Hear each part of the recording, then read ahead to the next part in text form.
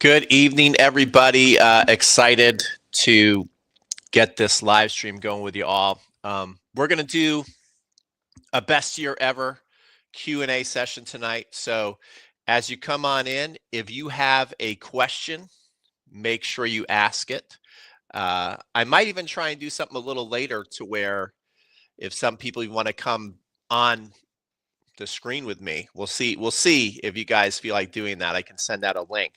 But tonight what we're going to be doing is Q&A questions from the tennis mailbag, the best year ever mailbag. A lot of people send in a lot of great questions, which helped me kind of come up with a best year ever challenge. And we're also going to be giving away prizes, and we're also going to talk about some kind of business items we gotta address here on this live stream. So just something you can look forward to, or we're going to look forward to. First of all, I am going to be giving away the book Open tonight. Somebody's going to win Open. I am going to do a $25 gift card to Tennis Express. We're going to give away a tennis towel as one prize and a tennis a tumbler, a best year ever challenge tumbler. Pretty nice. These look great. Mariana, who's in our challenge, actually made these for us. So we'll be having somebody win that.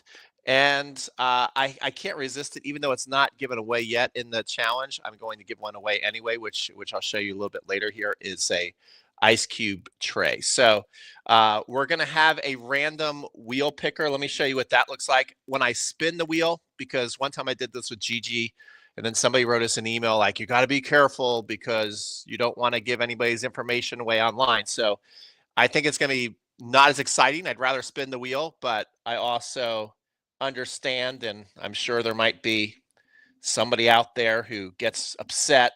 You can't really see anybody's name there, right? But anyway, these are all everybody who's in the challenge. Okay, I think we have about 111 people signed up for the challenge, and this wheel is going to spin. I'm going to do it on my laptop. Let me show you guys here. So when we do this, you're not going to see it spin. You're not going to see the person's name pop up. I'm going to do it on the laptop so I can see the email address, and then I'll let you know who won. A little less exciting, but safer for everybody's identity. But that's what you know. That's how we're going to decide who wins some prizes. Fair enough? Sound good? Okay, so we have some people on. We got William from Baton Rouge. Good to see you, buddy.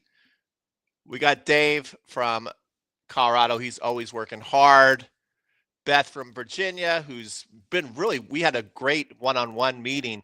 If you guys haven't yet, and there's still some available, sign up for your one-on-one virtual tennis lesson. We do a lot of fun things together. I look at your serve or forehand or whatever, and we talk about your goals and stuff. And Beth and I had a great call. Hope, she's working super hard in the challenge, and we have, although I think you might have canceled, Hope. I know we had a one-on-one coming up. So anyway, good to see you guys. And let's get right into it. So we had some pretty good questions leading up to the challenge, which helped me pick out material. And I thought there's so many good questions that'd be cool if I came on a live stream and actually answered some of these. So let me get rid of this first of all. What would be a good thing to do? We're going to talk about the leaderboard very soon, and we got some important things we need to talk about the leaderboard. Okay, so we'll just go. I'll just bring this page up here. Actually, we'll look at what we're competing for, which again we'll talk about in the leaderboard. Remember, if you're really participating, grand prize is 2 days with me. Second prize is a fast track. Third prize is a Saber racket. So we'll leave that up. Although that's bright. I don't like that. I don't like how bright that is. Yeah, that doesn't look good either in the background. You guys probably can't focus. That looks better. It's better if it's darker. What can I put in front of you guys to get it going here? We'll bring the towel back up. I thought that looked pretty good. We'll bring the towel back in. Open. Always. Yeah, the towel looks good. That's a good background, right? Okay. All right, let's get started. Thank you guys for your patience. All right, so the first question that somebody sent, which I thought this is really good, and again, ask questions if you want to. How do I develop a consistent winning mental approach? I get angry during drills and stop trying. How can I fight through that? So let me know if you also have some mental struggles that you deal with. And I think the tennis, it's tough not to get angry. I've definitely been very angry on the court. So just know it's much easier to be a coach than it is to be, playing down the trenches like you guys. So I have a lot of respect for you guys. But I do know the answers now. Of course, when you become a coach, you know all the answers, right? So again, the question is, how do I develop a consistent winning mental approach? I get angry during drills and stop trying. How do I fight through that? And that happens a lot. Tennis can really, really frustrate you, and it gets hard to keep trying. And so, the best advice I have for you who wrote in this question, or anybody who's kind of going, yeah, I'm kind of the same way, is you have to adopt a Rafa mentality. And I'll talk about that. That does not mean you have to be an absolute angel on the court. Lots of times when we think we've got to get a better attitude, that means that we have to kind of be emotionless and very stoic and not get upset. I think it's impossible not to get upset at all. Even Rafa, every now and then, would show us he's upset. But Djokovic has a Rafa mentality. Or if you're like, hey, I'm a Djokovic fan, what do you mean? You could say that Rafa has a Djokovic mentality. I mean, they both have, even though they have a lot different emotional energy on the court, what are they known for? They're known for fighting. They're known for persistence. They're known that no matter what the score is, you don't truly believe they're going to lose until they're shaking hands. Right? You could see Rafa get down a set and a break, or Novak get down a set and a break. You're like, they'll come back. Don't worry about it. And so how do you develop that? Because everybody's like, sure, I want to do that. But it's actually the way that they have trained themselves to think about the match. Especially, why do I say the Rafa mentality? Because I think he has maybe many more quotes on it that I've kind of go, wow, it's really good. This whole idea of, you play every point as if it's your last. He's talked about that, and he clearly lives that. And to enjoy the struggle. There was one match he played against Taylor Fritz at Wimbledon where he was hurt. He didn't play great. His opponent, Taylor Fritz, was playing incredible. Somehow Rafa pulled it out, and he said, believe it or not, I actually enjoy matches like this. And these are things that typically we don't like to be involved with. We don't like to play in a match where we're hurt. We don't like to play in a match where we're not playing so great and our opponent's playing awesome. Like, that's not fun for us. That's a nightmare. And that's when we can lose our temper and we can give up and stop trying, right? That's very easy to do in that situation. But players like Rafa, Roger, Serena, they don't do Djokovic. They don't do that. And so what I like to get people to really buy into is, if you can go on the court and say that nothing really bad can happen to me, that it's all just a situation I need to practice and get better at. When you look at the sport like that, you can't lose, because when you go on the court, there's three basic things that are going to happen. And there could be a lot of variables that make that happen, whether you're playing good or your opponent's playing good or whatever. But basically, when you start a match, you're either going to get up.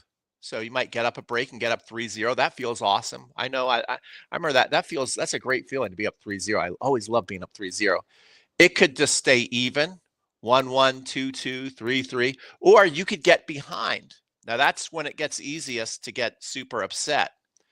But if you realize that those are the three cards you're going to be dealt every single time you play a match, and the more you can get better at being in all three of those situations and adapt to them and concentrate and focus and try and have a good attitude, then you're going to become a better tennis player. So rather than next time you get down 3-0, go, oh my God, it's a bummer. I've been looking forward to this match all week. Now I'm super upset and mad. And they're playing incredible and I can't hit a forehand. Rather than doing all that stuff, You go, okay, this is exciting. Okay, this is a cool challenge. I'm down. Let me practice my skills of being down. Even if you get down 5-0, what you always want to look at is go, okay, what can I do even if I don't win this match today? What can I do to make this as tough on my opponent as possible? So let's think about Roger, Rafa, Novak, Serena, Djokovic. Let's think about them getting down 4-1. What, and it's the final set especially. What might they start doing? Give me some answers. What might they start doing if they get down 4-1 and they're about to lose? Write some down in the comment section. I'll wait a second, and then I'll gradually give what I think that they would do and what you should do if things aren't going well. And you're just a couple points, literally 8 points away from being out of the tournament. Well, number one is they're going to slow the match down, right? They're going to try and stay out there as long as possible. They're going to go to the towel more. They're going to appear more focused. They might take a longer time. They'll probably sit in their seat to the last possible second to get up from the changeover. So just slowing the time down. That's right. Willie says, slow down. William says, so this Willie and William says, change strategy, do more drop shots, perhaps. Okay, but so slowing down, taking your time is definitely one. Another thing is you just got to tighten up the game, right? Bring the margins in. Don't really go for lines. Extend those points. Okay, extend the points. And yes, I think when you do see a drop shot's a good idea, but just make sure that they're going to have to earn every point to get off that court. And I don't know if you've ever felt it. I've certainly felt it in a match where I'm up and then all of a sudden I'm so close to the finish line. I just hope that they kind of give it to me. And I feel them fighting and really trying. Their energy just seems to be different. And I'm like, wow, I'm not going to get out of here easy. I'm going to have to earn this. You can, the person who's up can start to get nervous. Things can start to turn around. So pick a safer target. I totally agree with that, right? So picking safer targets. Here's another thing that you should do when you win a point, and you don't have to be obnoxious about it. You just have to send a sign. When you win a point that maybe ordinarily in the match, where you're just like, oh, that wasn't a great point, but it was pretty good. You'll notice that Rafa, especially Djokovic, Federer every now and then, but especially I'm thinking Rafa and Djokovic. They're like, come on, let's go. You know, like they'll celebrate extra hard when they're down if there's a certain point that they feel is a momentum point, and they make that one point sometimes emotionally feel like 3 or 4 points. You know what I'm talking about? So these are all the things that you want to do when you feel like you're not having a good day, when you get down, and you want to get excited about it. You want to go, okay, now here's the opportunity. Yes, this is a day. I knew this day would come. This is a day where I'm down. Rather than go, this is a day where I'm down. I don't even want to be out here. This sucks. Go get excited. Remember this. Remember, nothing bad can happen to you. You're either going to be even up or down. And when you get down, especially next time you get down in a match, I want you to remember this. And I want you to get excited about it. I want you to, if you're a doubles player and you get down, I want you to go, okay, this is a great opportunity for me to see what a good doubles partner I am, to keep my spirits up and to have my energy transfer over to my partner and to have us both fight together. And that doesn't mean bossing him or her around. It just means having an energy, carrying yourself a certain way. You're like showing your partner, like, I don't want to give up. Let's keep fighting until the end. Let's have fun. Let's stay out here as long as possible. When you start to do that kind of stuff, then you don't feel like, I don't like my mental approach. I get angry and I stop trying. You can get out of that. You can do it. It's a choice. So hopefully this helped. Okay. Any questions from you guys before I go into my next question? Is there a question? Is something been challenging for you on the match court, in the practice court? Do you have a question about the challenge and how it works? How are you guys liking the challenge so far? So anything at all, whether it's just about the challenge, even if it's about how to log in, if maybe you haven't logged in yet, although you guys most of you are really taking off and doing an awesome job in the challenge. But anything at all that you want to ask, this is your time. This is a Q&A session. All right, I'm going to go into my next question that I thought was really good and super important to talk about. Is I struggle with patty cake volleys and easy putaways. How can I fix this? So a lot of people, that's very common, to where I have so many people tell me, when the ball is coming at a good pace, I'm fine. I actually like that. When I get a dink second serve or I get a put away volley, I always blow it. Why do I always blow these easy shots? So I want to go through that. Let me see where my answer is. Okay. So the answer to, remember, the question is, I don't like dealing with patty cake shots, whether it's a patty cake put away, a sitter. I miss easy shots. Now, a lot of people are going to think, well, you just got to be more aggressive. You got to swing faster and harder and put the ball away. And I think you want to do that occasionally. But at club tennis, the biggest bang for your buck, I am telling you this. This is the truth. If you want to stop missing easy volleys, if you want to stop making if you want to start making the most out of somebody throwing a little patty cake second serve at you, what you want to be great at is you want to develop really awesome feel in your hips, your shoulder, and learn to lock the hands. I'll even do a little demo here, but I just want to repeat that. To not blow, especially let's think about volleys at the net, not blowing volleys at the net. A little dink second serve comes in. To stop blowing these shots and to start doing some real damage, you got to get really good in your hitting side hip, the feel in your shoulder, and learn how to lock that hand on a target. So what do I mean by that? I'm just going to get up and do a little bit of a demo. Let me see if I have my tennis racket in here. I usually have my tennis racket in here. Oh, yeah. Here's my tennis racket for the night. This lint brush. And so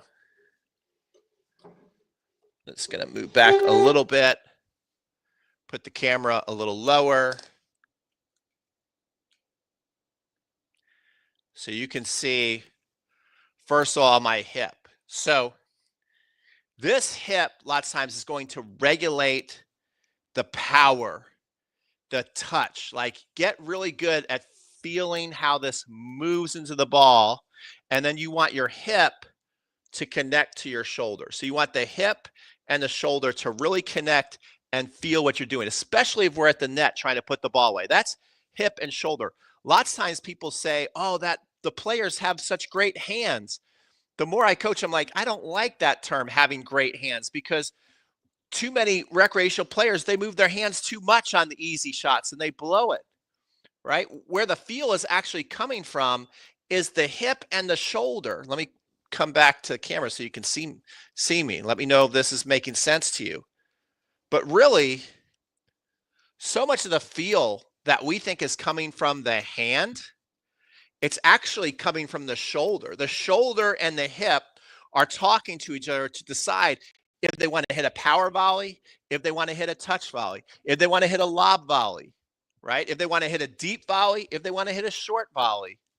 And this is how you stop blowing the patty cake easy floaters, because usually what happens is the feet stop moving, the legs don't really get coordinated, and then the hand takes over and misses. Has that ever happened to you? But if you can get really good at feeling the hip and the shoulder get coordinated, lock the hand, now you can be deadly up there. And then I also was saying, on second serves, rather than put all this pressure on yourself to run up to that second serve that's got no pace on it and crush it away, especially if you're playing doubles, that's hard to do. Get better at running up and chipping the ball. Chip it deep, chip it short, lob over the opponent's head. That's how you're going to start to take much more advantage over opportunities to win points than putting all this pressure on racket head speed in your hands. Does that make sense? Do you guys agree with that? Do you disagree with that? Do you like that advice? Do you not like that advice? Let me know. Okay, I need a little more participation here in the comments section. So that is my second question. I think it is time we're going to give away our first prize. And then Beth says, yes, good advice. Thank you. Thank you. Makes sense. All right. I like it, says Hope. Okay. So I'm going to give away open. Now, I'm going to do my picker. I'll show you again in case you're joining late. How I'm doing this, just so we know it's fair. On my computer, I have this wheel. And there's everybody who's in the Best Year Ever Challenge is on the wheel. But I'm not going to spin it to where you guys can see it, because then an email address will pop up. And I've been warned before. I did a live stream with Gigi. Someone said, I don't think that's a good idea. So we're not going to do that. So I'm going right now to the wheel. So this will take me a second. Remember, giving away open. So when I tell you who won, if you're on, then email me at crunchtimecoaching@gmail.com your address. And then if you're not on, there's a good chance maybe you're not on the stream tonight. I'll email you that you won this, but I'm going to need your address, obviously, to get this out to you. This is an excellent book. I think this is the best tennis book ever. I really do. It's awesome. So you're going to enjoy it. Definitely read it. Okay, so here we go. I'm spinning. It is spinning. Just so you know, it's going around. It's going around. It's getting ready to stop. And the winner is...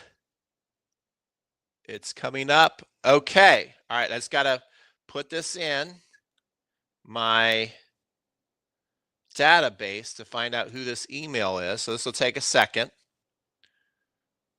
The email has come up. Now I'm looking to see who the email is. Oh, okay. Cool. Ryan Adcock, who he's come out to Cincinnati a couple times. You've won the book Open. Ryan, are you on tonight? Ryan, if you're on, let me know, comment. Otherwise, I'm going to email you and let you know you won the book Open. So Ryan Adcock won Open. Let me write this down so I keep track of the winners. Congratulations. And then we're going to talk about the leaderboard.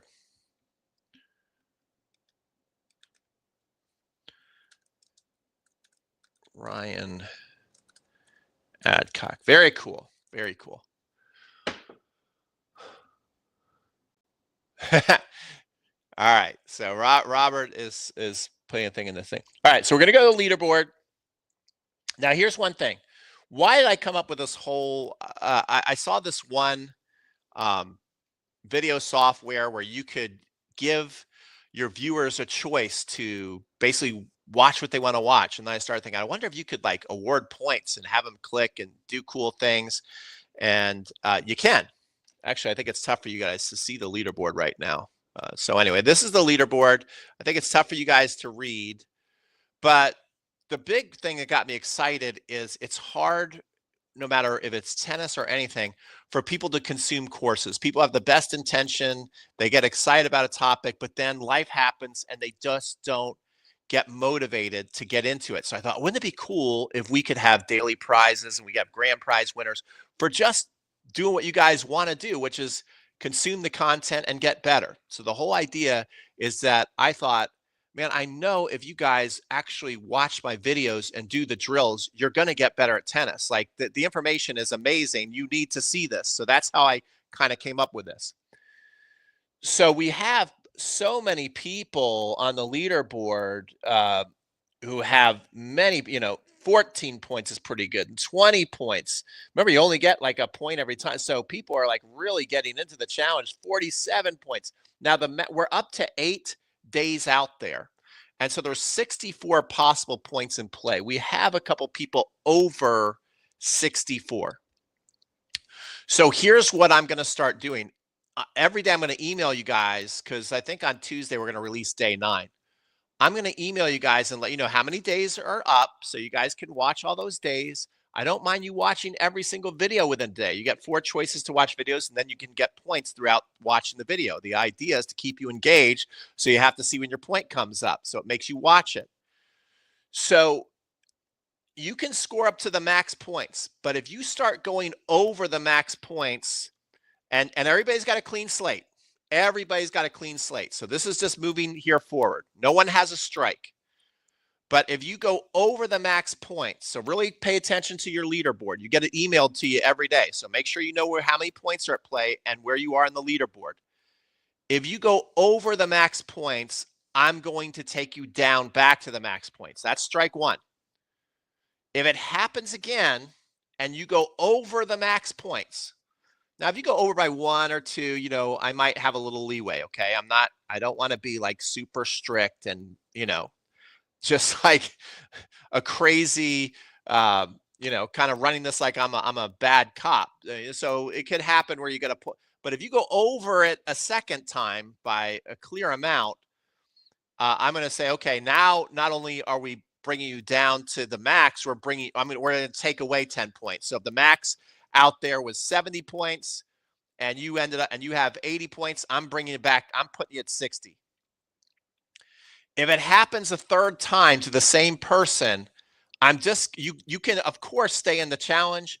You can even win daily prizes. Okay. This is not about trying to make anybody an outcast. So the worst thing that's going to happen to you is that you're just not going to qualify for the 3 grand prizes. You can still qualify for daily prizes. You're not kicked out of the challenge. I don't not like you anymore, anything like that. But I will disqualify you from first, second, or third place if you got 3 strikes. Like I said, no one has 1 strike right now. Is that fair? Do you guys get it? Okay. Is that fair? Does anybody have any questions about the leaderboard? Every day when you're in the challenge and you get an email from me, I'm like, here's day 5. And then I say, log in here, and you have to be logged in to see the leaderboard. So you log in first, and you can go to the best year ever challenge, and then you can go to the leaderboard and see where you are on the leader on points. Is this fair? Does this, I have to get people commenting and let me know. Don't hold, now's our time. This is an open forum. If this makes sense and sounds fair, we can move on. If no one answers, I assume everybody gets it and it makes sense. I don't want to spend too long on this, but I wanted to I want to address this before we get too far into it. Okay, Eric says it makes sense. And Eric's working super hard. How many points? Eric has 64 points. Eric's been very, very active in the challenge, and he's been working hard. He's been saying, I'm working with him virtually now as his virtual coach, and he's been sending me videos of his serve and his throw. Like, we're off and running. William says, yes, it sounds fair. Can you get points after watching the same videos? Some videos are repeats. Well, you can, during each day, I don't really have a repeat during the day. So anyway, question. People that are 76 and 80 will remain. They're tomorrow when my web developer comes on, everybody's going to be at 64 points. So tomorrow, I'm not going to put day 9 up to confuse things. I'm going to keep it to the 8 days that are currently there, and everybody will have 64 points. Okay, so that's how it works. Fair? Sound good? If you've already watched the video and you want to watch it again, if I come on and make an announcement, the way you don't score a point is you just let it play through, and it will just keep playing through. So if you've already watched a video and you've already scored a point on it, and you know that, but you want to watch it again, which is great because you're like, I love this drill. I want to do this drill. Or I really like this mental lesson. Just let it play through, and you won't score a point. Does that make sense? So if you're like, well, how do I watch a video again that I've already scored a point on and not get in trouble? Just let the video play through. Are we all on the same page? Okay. All right. Hope says that's perfect and very fair. All right, cool. All right. We're going to get into the next question that you guys had. And again, feel free to ask questions. We still have more prizes to give away. So let's see here. Adopt a mental. Okay. Here's a great question on the serve. And a lot of you guys had questions on the serve. So here comes the next question. I'm in my 60s and I'm worried about my shoulder pain during serves. Should I consider adapting a simpler less taxing style of play. And I think particularly with the serve is the question. So here's your answer. The answer is yes either way. So you have to know your style of serving. Are you a pusher with your shoulder, or do you throw the racket? At club tennis, there's lots of people just push their shoulder at it. And usually the harder you push your shoulder at the ball, the more it does hurt. So you have to be careful about that. So if you realize that you're just pushing your shoulder, just maybe go lighter. Maybe don't try and hit it and muscle it so hard. That can really mess up your shoulder. Also, if you're throwing your racket at the ball, right, which is more advanced, but you do something that's not technically right, you can really, really hurt your shoulder. So if you're not sure, now one of the things that I'm doing with this whole challenge, just so you know, is I'm taking on one-on-one students, and we're making sure that we develop perfect technique over time. Because here's the cool thing: if you're somebody who wants to throw your racket at the serve, the good news is the better your technique gets, the more relaxing and easy it is on your shoulder. I've had a lot of people say, my shoulder hurts a lot, and I've had shoulder surgery, and so I just don't think I can really serve anymore a certain way. But a lot of times when I look at them, their technique they have on the serve is going to make their shoulder hurt worse. So if you have shoulder pain, your technique is very important. And so your two basic options are, hey, just take it easy. If you're playing, especially between a 3-0 and 3-5 level, you probably can do fine. Just find a nice medium pace serve that you just push your shoulder at and get the serve in play. But if you know that your serve is more complicated than that, and that you throw the ball up and you throw your racket at it, and you're not quite sure if you're doing the technique absolutely perfect, whether it's with me or with another expert coach you really, really trust, you have to clean up that serve technique. Otherwise, you're going to be in a world of pain. Does that make sense? Pete, I made it by 8:30. Bob Dylan movie, A Complete Unknown, was great. Okay, so we have a video review. We have a movie review of the Bob Dylan movie, and he said it was great. Has anybody else seen that movie? I know they've been talking a lot about it. So cool, and thank you for coming to join us. So that was that question. I want to go and give away another prize. So let's see what I want to give away this time. And this time I think I'll do a trivia question. And because I did give people a longer time, I think I said till January 20 something is when I'll give away a Tennis Express gift card. So what I want to do right now is I want to give away a tennis towel. So this right here. So what we're going to do is we're going to give away this right here. How cool is that towel? That's pretty cool, right? So we're going to have a trivia question. So this time somebody viewing online is definitely going to win this one. All right. So here's the question, and get ready to answer. As we know, everybody was the build up to Nick Kyrgios coming back to the Australian Open was so hyped. Everybody was he's very exciting to watch. He just is. And he's a big personality. And then he got to do time in the broadcast booth, and he got to talk, and he kind of became bigger almost when he went away from the sport. Plus he did so well at Wimbledon. So everybody's really excited about Nick's big return. And then he crashed and burned in the first round at the Australian Open. Who beat Nick Kyrgios first round of the US Open this year? You have to spell his first and his last name correctly to win a tennis towel. Ooh. All right, I'll give it to Beth because she spelled his last name correctly. And I didn't. She got it too. Okay. Beth, you win. That's right. His name is Jacob Fernley. Pretty sure he's long gone from the tournament. Ian Westerman, what are you doing on here? How's it going, buddy? Good to see you, Andre Agassi. Okay, Beth, you're right. Jacob Fernley beat him first round, 3 straight sets. What do you guys think of Nick Kyrgios? Is he going to do anything? Is he going to be all talk this last year, or is he going to show up at Wimbledon maybe for another deep run? What do you guys think? I mean, the Australian Open's already over, so that was one of his big chances, and crash and burn first round. He might do. Sometimes he does pretty well at Indian Wells, so I predict Indian Wells might be a chance for him to make some noise. On the clay, he's going to do nothing. I wouldn't be surprised if he didn't even play the clay. He'll do nothing on clay. And then it really comes all down to Wimbledon because he doesn't even I guess sometimes he's done okay at the US Open, but he'll probably be injured by then. Yeah, he's a decent announcer, says Dave.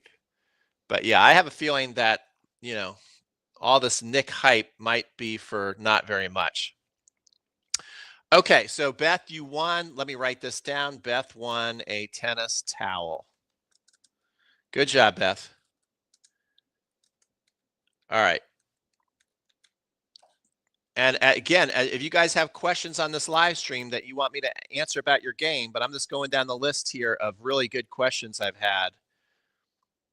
Let's see here. The next one is, my number one priority this year is to improve my serve and mobility. How can I finally get a reliable second serve and win more points? So let's address the serve, because that seemed to be the real concern from this one member, is all about the serve. So how can you get a reliable second serve that is a weapon? This again comes to having more advanced technique. You can have a reliable serve. We're talking just second serve now. Now you can have a reliable second serve that you rarely double fault and you don't get hurt that much. I mean, everybody, no matter how good or bad your serve is, everybody gets lit up sometimes, right? Everybody gets embarrassed sometimes. But even if you have the frying pan grip that so many coaches will tell you is not a real serve, if you know how to just get it in and hit it to a spot in the box, especially those little low flat ones, I always hated returning those, right? If you can learn how to do that and just get it in consistently, that could be a second serve that it's not really a weapon, but it is harder than you think it would be to do some damage to. So let's say you don't have the continental grip and a more of an advanced serve, then you just have to get really good with your placement. And I'd work on getting a second serve that kind of goes low and mid pace. It'd be interesting if Ian's still on, what he thinks about that. If you want to develop a second serve that you consider a weapon, to where sometimes you're actually getting free points off your second serve, all right, which actually when I played, I was able to do quite a bit because I loved spin. So even on my second serve, I didn't really look at it as like a real concession. I just looked at it, I got to put more spin on it. So if you want a reliable second serve, again, you've got to, if you don't have perfect technique, you have to take a deep dive on your technique and make sure that you're checking all the checkpoints that the pros are kind of doing. Your toss is in a place to where it's money. You're not chasing it. I mean, if you've got a toss to where you're having to chase your second serve, it's going to be really hard to think of it as a weapon. So you've got to get that toss under control, number one. And number two, the other thing is you've got to make sure that your sequence in your racket drop is perfect, that it is, even though you're not a pro, it's mimicking what the pros are doing. And then you've got to be able to come out of that at max racket head speed. Because when a high-level player is hitting their second serve, the way they control pace is not by slowing down their arm. You see, when you start slowing down your arm with an advanced serving motion, it's over. That's why even Alexander Zverev had the yips on his serve, because he would actually decelerate. You'd hear the announcer sometimes say, oh, he's decelerating his second serve. That's why he's throwing so many double faults in. So you've got to develop a second serve to where you're accelerating pretty much as fast as you are on your first serve, but you're just deciding to hit different parts of the ball and impart different types of spin, and you're aiming a little higher over the net, but your acceleration is still the same. So that's my answer to you. If you want to develop a second serve, you've got to really study the technique, and you have to break things down into progressions. If you're like, Pete, I'm not there, I don't have a second serve that I can confidently say is perfect in the technique area, then you've got to do a lot of progression work. have to do a lot of progression work. You've heard me talk about it a bunch. The talent code, breaking things down into deep focused practice, sequence by sequence. Another line I really love is when Rick Macy talks about reverse engineering the process. Usually the way that you develop something advanced is you kind of more start at the end rather than starting here and at the baseline and doing a full wind up and trying to figure out all these movements. I love to start people, around their head or even in the racket drop, so let's just reverse engineer it. Racket drop, make sure that's perfect, then throw the ball up and get it. Then bring it up higher on the head, then drop, make sure that's right. Then a little higher on the head, maybe a little above the head. Then maybe on this side of the head now and get all that before you even think about getting down here. All right. And that takes a lot of work, a lot of discipline, a lot of self-study, and probably, again, an expert to just be checking everything off for you to make sure that you're on the right track. What do you guys think about that? Do you agree? And then as far as the fitness goes, doing a lot of fitness work off the court. I've been saying to you a lot of great workouts, some by me, some by Marissa, Dean Hollingworth. Like, do the workouts in the Best Year Ever Challenge. That's one opportunity you have is pretty much every day I'm giving you a physical workout to do, whether it's yoga, whether it's tennis footwork, mobility exercises. So make sure you're going through those and you will definitely be fitter. So there's plenty of opportunity in the Best Year Ever Challenge to get fit and get injury free. Let's see here. Let's go to the next one. And then we'll give away another prize. How do I create and stick to a game plan I can play, feel confident and enjoy myself on the court? Okay, so is this where I go into my, no. All right, cool. So how do you develop a game plan that's confident? I think the first thing you want to look at is you want to really know your game. Not the game that you hope you have. If you're going to go play a match, you can't play the game because you're like, oh, I want to go play like Roger Federer today, even though you don't really play in the style of Roger Federer at all. It's just what your dream is. You have to know how you win points.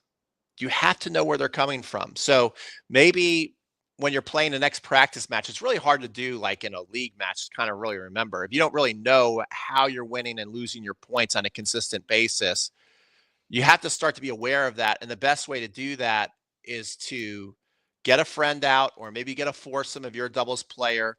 And then on the changeovers, take some notes, kind of remember a little bit. You're probably not going to play as well because you do have to kind of be thinking out there a little bit, which can inhibit your play, but it's just a practice match. But it's kind of worth doing, kind of writing down of, okay, I seem to be winning most of my points at the net or most of my points at the baseline or when I hit this certain shot. And then you go, okay, I want to do more of that. Are you doing better when you come over the ball at topspin or when you chip the ball? That's another big deal. Is your forehand doing better than your backhand? Are you getting free points or not off your serve? What are people zoning in on when they're playing you? Do you notice that they're picking on a certain shot? Is there a way to avoid them picking on you for that? First, usually the easiest answer is like, oh, I better improve my backhand. They're picking on my backhand. Well, it's a good idea to improve the backhand, but maybe, especially if you're playing doubles, there's also certain places you can stand, whether you're returning serve or whether you're serving, to have that come at your backhand a lot less, okay? Recovering to positions on the court to where you're protecting and hiding your backhand and giving yourself like an 80% chance that you're going to get a forehand instead. These are all things that you can do to start to develop a confident game plan, is to know how you're winning your points. And then once you figure out how you're winning your points, then you can start to look across the net and really analyze, okay, how is my opponent losing their points? What is their worst shot? What do they like to be back? Do they like to be up? Really looking at all of that. And the more you can do that, you're going to feel pretty good out there on knowing how to adapt in a match. Are these towels for sale? They're pretty cool. I will talk to Mariana about it and see if we can make them for sale. If we get a couple more comments, we don't have many people on tonight, but if we get a couple more comments that you would like to purchase one of these, we can maybe make them available for sale because they are pretty sharp. They're very sharp. Okay. We're going to give away one more prize tonight, which will be a tennis tumbler, since we like these. This will be our last prize of the night because it's already getting late. Don't worry, got a lot more prizes to give away. We'll try and meet every Sunday or Monday. We'll try and meet once a week and give away some prizes for the best year ever challenge. Meet, do question and answers, or any other things that you guys like to see. This is really your time. So I'm going to spin the wheel again. So you guys already saw how the wheel works. I'm not going to bring it back up because I don't show you who won anyway. But just know I'm going to my wheel, and we're going to give away a tennis tumbler. The wheel is spinning. It is going.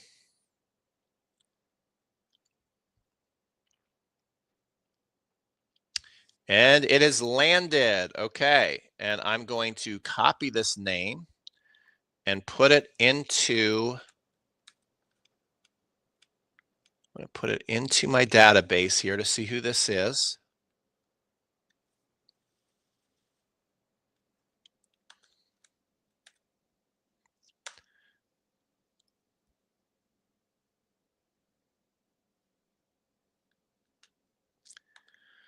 All right. I'm going to have to email this person. The name is Mikhail, and he doesn't have a last name here. So if Mikhail is on, you won, and I will email you that you won a tennis tumbler. Okay. So congratulations. Someday I'd like an hour on the shoulder as an orthopedic surgeon who's had a rotator cuff surgery and treated a lot of tennis players and athletes. It's complex. Well, maybe the next live stream we can have you come on and give you the floor for a little bit. Yeah. I don't know if we're going to do a whole hour, but we can make it a segment. And then if it's really popular, we can maybe try that. Okay? How do you think? What do you think about that? All right, very cool. Here we go. Very awesome, Tom. And I'm going to go into the last question by Hope. She gave a great question that I want to give a pretty good detailed answer. I actually want to bring the tennis board up for this too. Let's see here. No, that's not it. Explain everything. Yeah. Okay, cool. All right. So this will be, and Hope is on tonight. And she's been doing amazing in the challenge. She goes, I consider myself a low to average 3-5 player. I didn't start playing until I was 56. I'm 66 now, and I play 55 to 65 leagues. I'm usually on court 1, so she's playing high, but the captains put her on there, and often find her encountering players who have played since they were kids or teenagers, many 4-0 players for a long time, but they've been moved down. And the bottom line is that they have skills and techniques that she doesn't quite have. What she says, she wins by her good mobility and decent ground strokes. Is there any strategy or strategies I could use when I encounter these players so I'm not intimidated? As far as skills go, what would you recommend be the most effective that I could try and learn that could give me the biggest bang for my buck? So that's a great question. And I actually have 6. If you are below a 4.0, I have 6 essential skills that if you really work on developing them, you will be a nightmare to beat. You will, at 4.0 and below, if you really develop these 6 skills, I promise you, you will win most of your matches. Okay. The number 1 skill, I'm going to get out my little drawing tool here.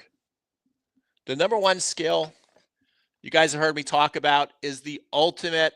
I'm just going to write OULT, ultimate rally ball. Okay. So the ultimate rally ball, what is it? It's a ball that you typically hit higher and heavier over the net, usually top spin. Doesn't have to have a ton of top spin, especially if we're playing, at the 3-5 level. But what we want is we want good net clearance and a big bounce on the other side. The ultimate rally ball is consistent. It's a ball that you literally feel like if you train yourself enough times that you can make 100 in a row of these things, and that you get it fairly deep, doesn't have to be right at the baseline, and give the ball a big bounce. Okay. This is the number one skill you want to have, whether you're playing singles or doubles and you're at the baseline. Because what's going to happen with this ultimate rally ball is you're going to keep your opponent pinned back at the baseline, which gives your partner room to move and poach. So that's one thing the ultimate rally ball is going to do for you and your partner.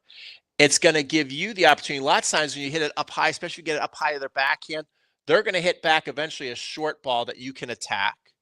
And lots of times, the higher stuff gets over the shoulder, you lose strength and control. You're also going to get a good amount of unforced errors.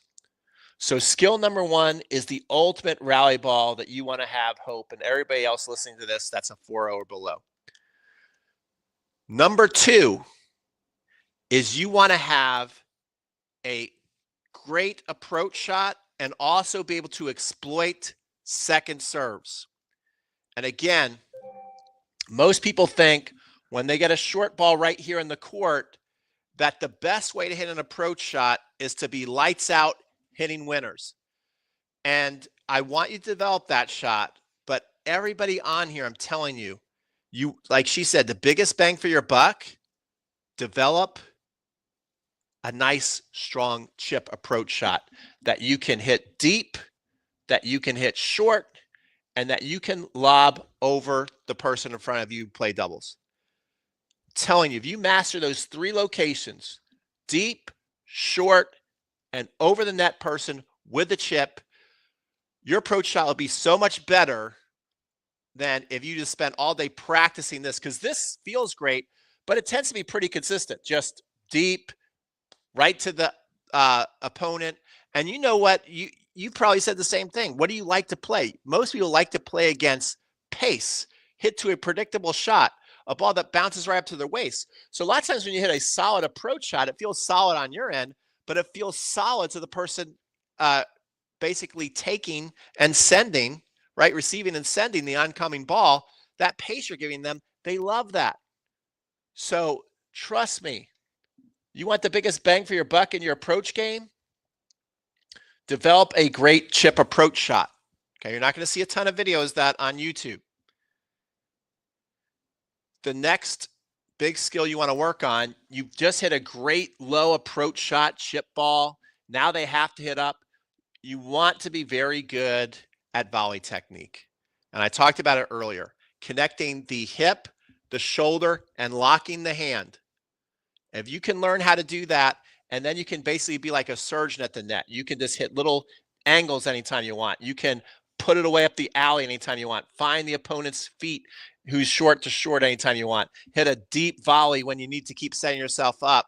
When you really have racket head awareness, okay, and a still quiet hand and good feel in the shoulder and the hips, when you can achieve that, you're going to be amazing at the net.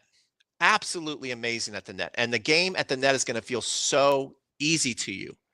And since most of you I know are watching this, at least play probably a mix of 50% singles and doubles. Many of you might be just completely 100% doubles at this point. That is the third skill you must develop.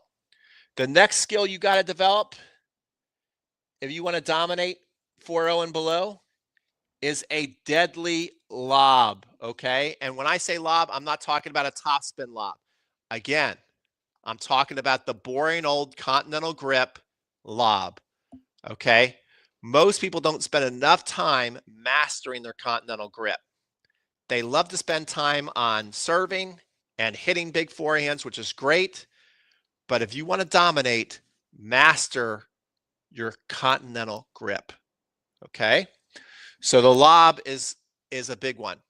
Now, the opposite of the lob is number 5. You want to develop a money overhead. And part of developing the money overhead is to know, let me just erase this because we're going to bring this back up. Let's say you're here and you're going to get an overhead. You want to, first of all, get really good at hitting overheads, service box, and in. Okay. You have to be money at that. And then once the ball gets beyond the service box, the next skill you have to develop, which again isn't very sexy, is you've got to make intelligent decisions as you're backpedaling. You got to make intelligent decisions to know when you can hit an overhead and when you should just literally push the ball back in. Let's say you get a ball around here and one person's at the net and one person's at the baseline. Just being good at tapping the ball back deep, back here, so you can either establish the net again or give yourself time to retreat back to the baseline. I'm telling you, just making a simple, consistent decision like that to go, when I get overheads beyond the service line and I can touch it with my racket, I don't miss those. I either know exactly when I can still crush my overhead or when I need to just concede and put the ball back in play. You learn how to do that. Again, it's going to be one of those things that doesn't necessarily show up obvious in the stats, but it's going to be a huge reason you're winning matches. Okay. It will show up in the stats of unforced errors you didn't make, and you're not even realizing that usually you probably, when you go back in this area of the court and you keep trying to take that swipe at it, you're just giving away so many points. All right. Number 6. 6th and final skill is, if you want to dominate, again, club tennis 4-0 and below, get a great short game. Be very good. You get a return. Be very good at like little drop shot returns, or returns that aren't necessarily even drop shots, but they're they're shorter and draw your opponent in, and they have a little bit of bite to the ball. You get good at drop shots and short little, what I like to call setting the trap. I call it the Fed draw play because Federer did this so well. He'd hit that slice and intentionally bring his opponent in. Then he'd light him up with a passing shot. Okay. You get good at that drop shot and then the short game. Again, you're going to win so many points so easy. And these are easy things you can do that a lot of recreational players aren't focused on, because especially if you're somebody who's trying to find everything in the algorithm on YouTube, you're seeing how to hit a 120-mile-an-hour serve and a rocket forehand. And I make those videos too. And I'm going to continue to make those videos. First of all, because it's fun to teach. It's fun to hit. I'm not discouraging you not from hitting it, but it's also what you guys are searching. A lot of my best lessons have less than 1,000 views because you guys don't want to hear it. But it would help you win so many more matches. I'm telling you.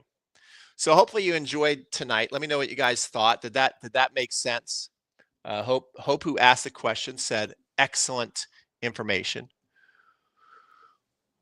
Let's see. Willie, I hear competitive players who said they used to have strong serves but stopped due to rotator cuff and back pains. How to avoid this would be interesting. Okay, so Willie's all in for Tom coming on. And Tom says, Pete, you have a deal. Okay. So maybe we can bring Tom on. Beth said, love the 6 skills. All right, very cool. So again, let's take a look. Let's recap our winners. Our winners for the night.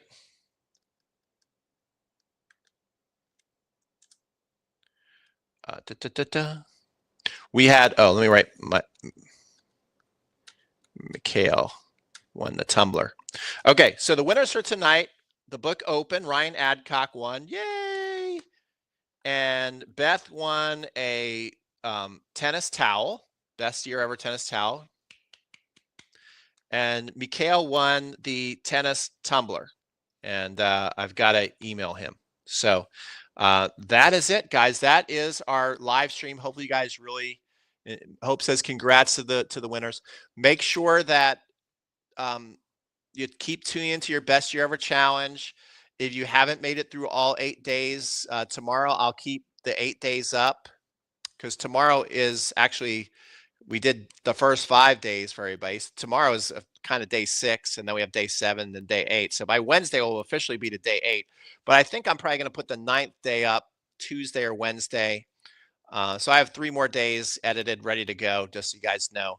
And then try not to go over the allotted points, okay? Because then I'm going to have to bring you down to the max points, And then if you do it again, I got to bring you down 10 points below that. And if you do it again, you're not out of the challenge. Never kicking you out of the challenge, but you're not going to be one of the grand prize winners. Okay. All right, cool. Thank you guys. This was fun. Hopefully you guys like these, and we'll see y'all maybe next Sunday or next Monday. Take care. How do I end this? There it is.